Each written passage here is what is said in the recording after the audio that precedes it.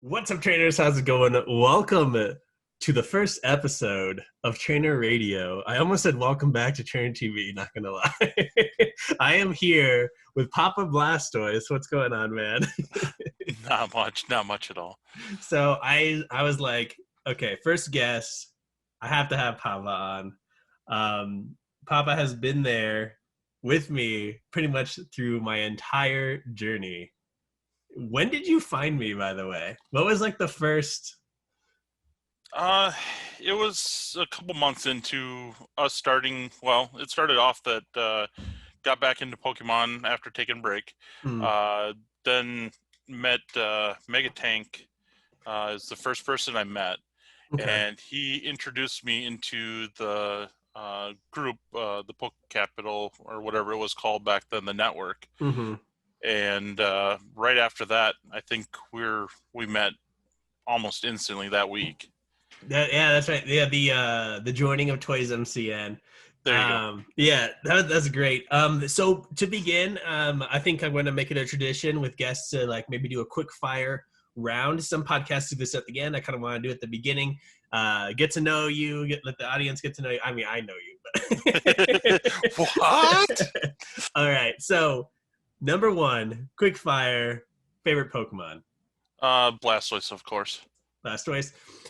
Favorite Gen. Gen 1. I mean, Yeah, of there is only course. one Gen. Of course. And then the last one, number three, we can spend a little more time with this, but a lot of people, we can go into successes and times that we've had, but I kind of want to start with like maybe a time you dropped the Pokeball or, failed the catch, whether that be collecting, playing.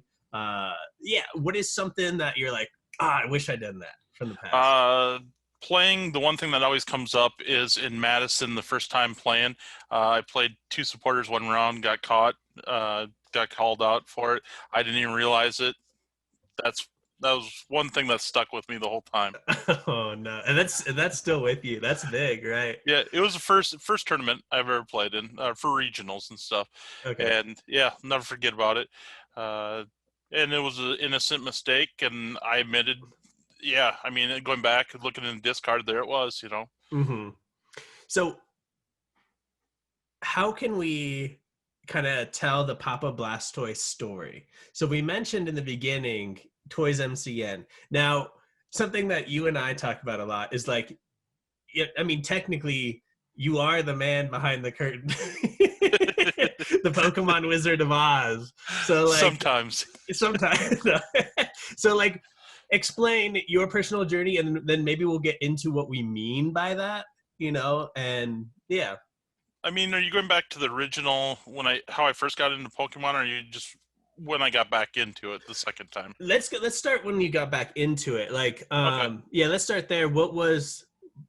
How did the name Papa Blastoise come about, and how did the origins there begin? Basically, what happened is one day my kids came home from school and they're talking about Pokemon and kids playing cards on the bus and that type of stuff. And I'm like, hey, hang on. You guys got to check this stuff out. We ran upstairs into the attic, pulled those boxes out. I'm like, check these out. I got rid of everything except for my cards. So I was kind of lucky on stuff. Pulled those out, and all of a sudden the kids were kind of wowed by it. And they're like, oh man, he knows what Pokemon are, and that's kind of how it started off for being rebooted. Let's put it that way. Hmm. Then one day we were in Walmart, picked up a few packs, and it's like, this is kind of fun, just like good old times. And then eventually we started looking on YouTube, and it's like, people are getting paid to open packs. Yeah. What the heck is this? Yeah. And that's where the ball kind of went from there. We put up a few just random videos at first, and there again, Megatank came along, and he's like, hey, if you want to do this, there's a network deal that you can work together with other people, content creators that are opening packs and stuff. And I'm like, well, sign us up.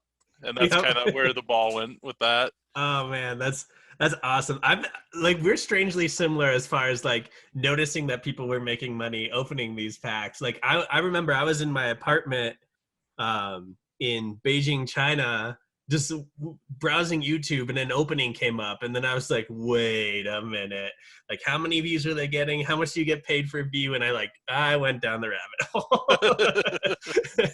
So speaking of watching these YouTubes, let's talk OG YouTube as far as like our experience. I mean, of course there was people around a little bit before maybe we started watching, but who Mhm. were the creators you were watching at the time? Well, of course, Trainer TV was a big one for me because it was something different at the time. It wasn't just a person opening packs. Laughing Pikachu, Hmm. great person. Really was watching her stuff. Jeff at the Poke Capital, of course. Hmm. And then anybody in the network. I mean, that's kind of how you started getting into stuff. I mean, you had Primetime Pokemon, which was just opening packs and stuff. You know, I watched his content a little bit. We're really good friends, by the way. Don't take it wrong, Ryan. It just wasn't the content for me. Um, but the one thing, to be honest, that Trainer TV did for me is you well, first off, at that time I had to travel about 2.5, 3 hours to get to a league in general. Mm.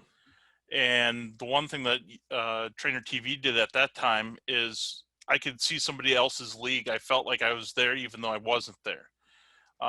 You also had, and I hate to bring up the names, Chris and Courtney, which Hmm. were in the same situation as Mary and myself, is we had kids, we were a family, we were doing it together as a family, Hmm. opening packs as a family. And that was another thing that really hit off for our family at that time. Awesome. Yeah, I think well Chris started the league, and like so I was like very thankful to have met him. I think I saw him post something. I don't know if it was Facebook or something, but that's when I was coming back from China, and he posted that there was going to be a league starting up. Maybe it was even on the official website while I was looking. And then I messaged him and I was like, "Yo, dude, like I'm coming to league. Like, mind if I bring a camera?" And then that kind of started our friendship there. And then yeah, so like you said, of course, like Courtney and like the kids and that family aspect, and then that leading into like what I call like Gen 1 of Trainer TV, which is like me, Chris, and Courtney, you know. Yep. And then we had that the podcast like that. It was a good time. But I mean, I'm glad you mentioned that because that is what like a lot of people do when you think Trainer TV, you think Pokemon League, you know, Mhm. and so I'm glad we were able to make that impact for that time, you know. Mhm. Now it's just me struggling opening packs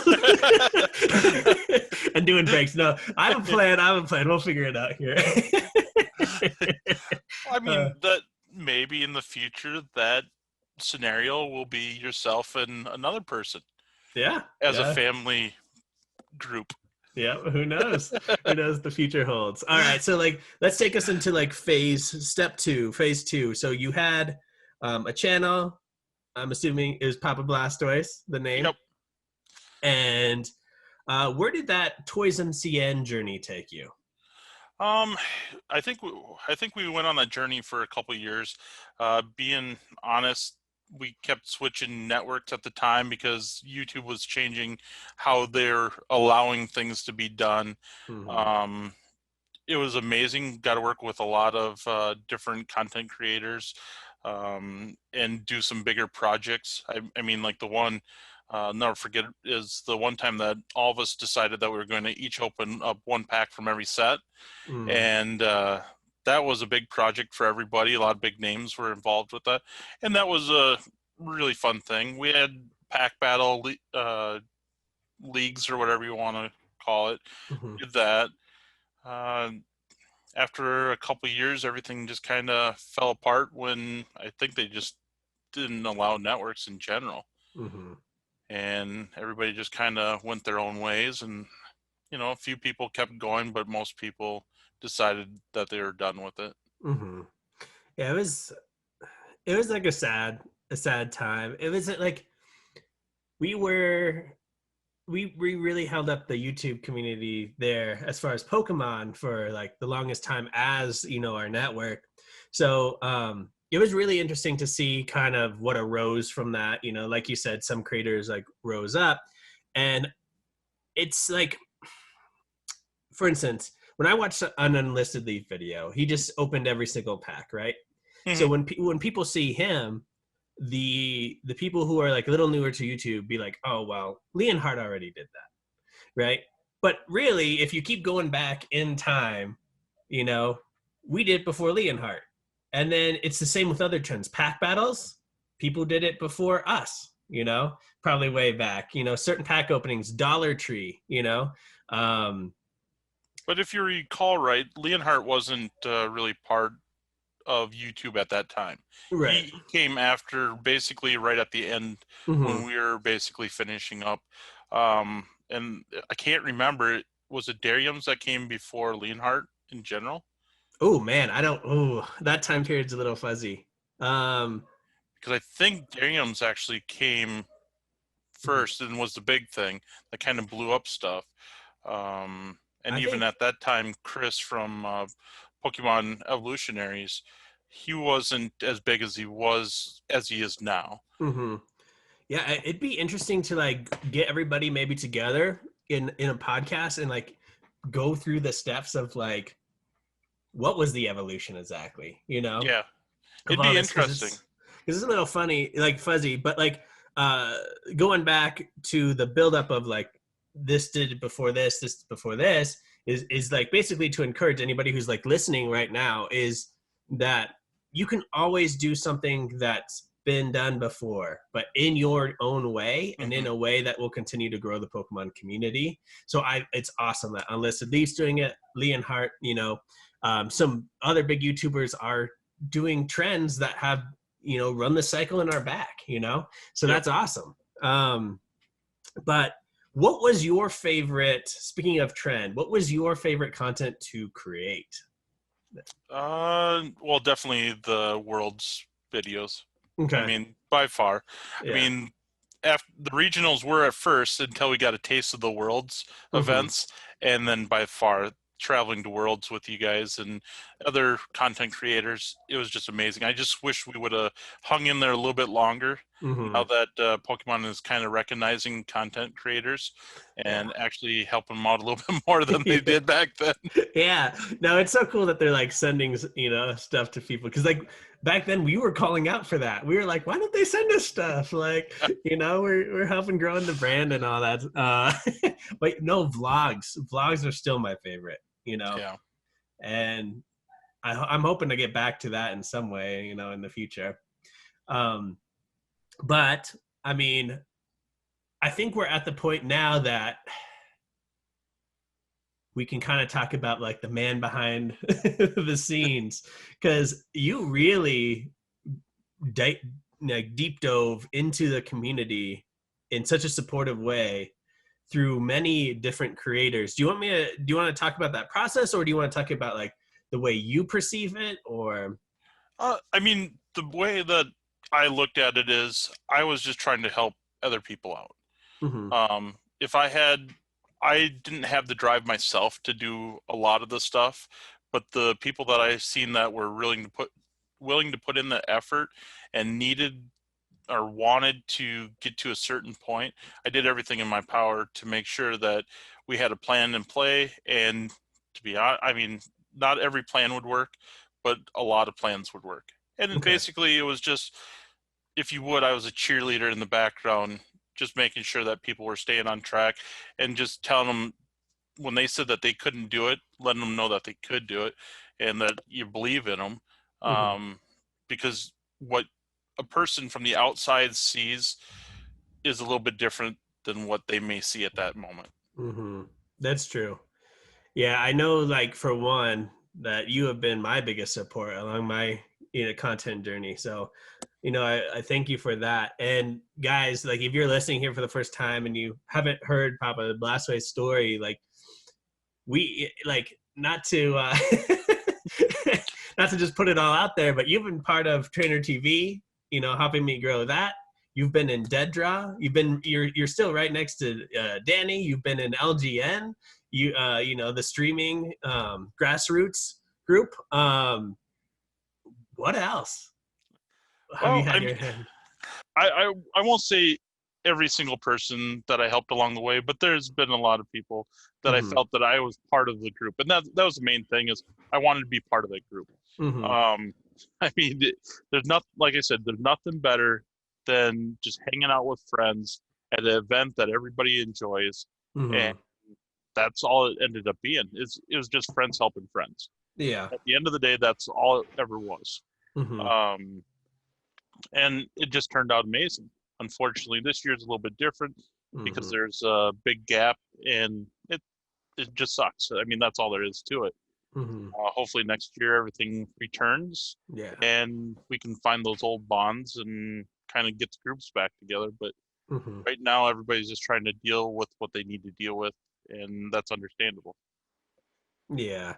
I I would really like to get back to that and find, the group again. I feel a little lost myself, I don't know if it's this year or because I've there's some ties in the past that I'm yeah. We can go into drama at maybe another podcast. I think everybody's just trying to find the new norm. Hmm. I mean, that's all it is. It's like ourselves. We took a year off of YouTube. I do intend to come back. I always say that I'm going to come back. I just haven't found out what I'm comfortable with. Right now, my kids, well, Hunter in general, really wants to be into recording videos and stuff. I just don't think it'll be 100% Pokemon, and that's the way that I felt about it. Is I want to show more of my lifestyle that actually involves Pokemon, but we also have another business that deals with the outdoors. And the family aspect and the traveling and all that stuff, of course, this year, the traveling is non existent. So that's where we're at with that. But yeah, it, it's just trying to find that new norm. Okay. And I think things will come back. Uh, People that are still wanting to go down that path of Pokemon, I think they'll find each other. I mean, it's one community. When you're at an event, I mean, that's what it's going to be. Is you're just going to get right back into those groups. I feel. Yeah, I agree. And that's really like the main story of Pokemon in the episodes as well. And that's always been a base I know from my content creation in the past. Just like focus on the friendships, and sometimes you lose each other along the way. Hmm. And you have to rekindle stuff and find each other again. And speaking of that, well, kind of no, trailing off of that a little bit. Uh so we've talked about the past. What are you doing currently in the Pokemon? Do you want to get into that? Oh, we can definitely talk about that. Basically, a lot of people think that I just disappeared. The truth is, I haven't. I just been working on some stuff, and it just hasn't been in the public light as of yet. Um, Danny from Dead Draw Gaming, and well, yourself and Dan and Darren all kind of split ways, and it seemed like everybody wanted to get out of the business aspect of stuff. And basically, I am now working with Danny, and we started our own business. It's called the Coliseum, and basically, that's what it is. I mean, Danny still has a path. He still wants to live that retail lifestyle, and I know that that's something that I can do because I created how many different businesses, Mhm. and the only time that so far, knock on wood, the only time any of those businesses have failed, well, they haven't failed. I just shut one of them down because I evolved into a bigger business, and I just didn't have time for that business. Um, and I think I can work these two businesses side by side, especially with help from Danny on the one. The other one is just my own business myself. And so far, it's almost overwhelming by the support that we're getting from it. Um, it's almost too much right now, but it, it'll work out. Um, that's kind of where we are with that. We have a lot of ideas going forward. Like currently, right now, I mean, we have base a base box booster Mhm. that we are selling the packs out of for a box break. And I think almost in one day that whole thing went, and it blows my mind. I'm like $14,000 for one booster box, and I'm like, I couldn't believe it. I mean, Danny and I were sitting there talking at night. I'm like, I don't know. That's a lot of money per pack. You know, it ended up being like I think $335 a pack. I'm like, I mean, that's what the going rate is. That's what we went off of. Hmm. And sure enough, I believe it's sold out as of right now. So now it has to be broke. I think we're shooting for the 14th, but I'm not sure on the date The on 14th. that. And that's on the Danny Phantom YouTube channel? I think it'll be on the YouTube channel, I believe. Okay. I wasn't sure if it was going to be on the Instagram or if it was going to be on YouTube, but I think it's going to be on YouTube. Sounds good. Yeah, that Instagram, dude. Like, I remember driving in the car with Danny, kind of like talking out like the future. And I remember that there was a moment there that we were talking about Instagram and encouraging each other because he knows that I've always wanted to branch out of Pokemon in some way, but I knew he always wanted to, find his path as well as a personal brand. So I remember like having those conversations back and forth with him, like, what if we just like go Instagram or this or that, And it's awesome to see that like he went that way and that you guys teamed up and now have the Coliseum. I've checked out the website, looks clean, and yeah, I'm rooting for you guys, and I'm looking forward to see where you guys go in the future. With that, speaking of the future, though, I think you and I have always prided ourselves on watching the Pokemon community. Oh, of course. So, what do you think the next? I mean, I know you're doing more of the business side now, but what do you think the next few years holds for content? Like, how is this going to evolve? I already see it coming. I can't think of the gentleman's name, but he claims to be the number one English Pokemon collector. I think it's like David P. We'd have to look up the name on that.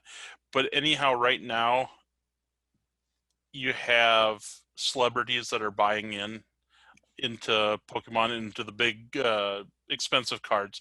I mean, just this week you had Logan Paul admit that he bought what $60,000 worth of cards and 7 cards, and it's all first edition. So I'm guessing it's going to be a Zard and a few other first edition.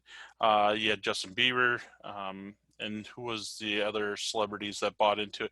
So I really think that you're going to start seeing more celebrities get involved in our community in some way. Mm. I do think it's going to grow very, very rapidly, where it's almost going to grow so fast that it can't handle itself. Okay. Yeah. And And then do that's, you think at that time we may see a downturn in the market? I personally do. I know there's a lot of people out there with the prices and stuff. They're like, well, if I paid this much, I'm not going to sell it for less. I Mm-hmm. think what's going to happen is it's going to be a multiple bubble level Mm-hmm. thing. Um, it's going to spike. It's going to drop down a little bit, but it'll never go completely flat. The reason being is in the past, what I've seen, we're basically just past 20 years. And with Pokemon Go hitting just a couple of years ago, I think we have another 20 years, if I would guess, Mm-hmm. that Pokemon will be going. There might be a low level like you had during the good card time, where it was the EX series and the e-reader series. I think you're going to have that lull, but then it's going to come back up.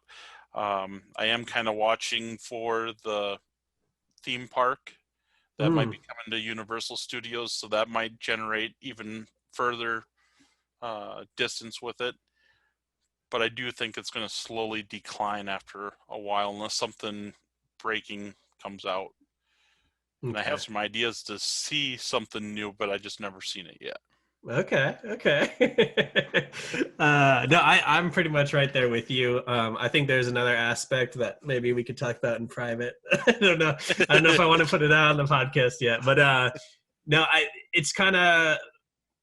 I also really liked to add on to what you said. What Gary Vee he was talking about, sports cards in general, but Yep. Pokemon is included. He bought a first edition Charizard himself, um, but he's like, this is the art of our generation. Like, we're not going to be buying these pieces like the older generation did of art to hang in our house and these they're going to be our collections, pieces from our childhood. So like, that's why I really see like, another avenue of what you're saying, kind of just solidifying that base. And that's why it'll never drop, Mhm. too far. But, well, you mentioned the Coliseum. Of course, thank you for jumping onto this podcast, being my first guest. Of course, being there all along the way of my content creation journey. I'd love to have you back on. And quick, you want to throw out some plugs where people can find you and maybe where those projects are? The main thing is to follow me on Instagram at Papa Blastoise. And then hopefully, like I said, Papa Blastoise on YouTube. Hopefully we start making content. It might not just be all Pokemon, but at least then you'll get to see the life that I live. And that's what I'm shooting for. Awesome. Well, we'll have to get you on collection videos and some talks here soon, but Oh, that's some secrets now. Oh, okay. There might be something in the works. Oh, okay. I'm excited for that. We'll have to. I need to get my collection that's behind you, actually. Currently. What? There's nothing back there. I mean, it might be missing a few items when you get it. I have some cards over at his place, so I need to go grab those at some point. All right, guys. Well, thank you for listening to the first ever episode of Trainer Radio.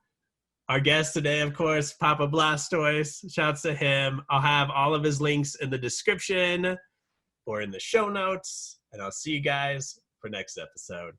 Have a good one. Later. Trainer.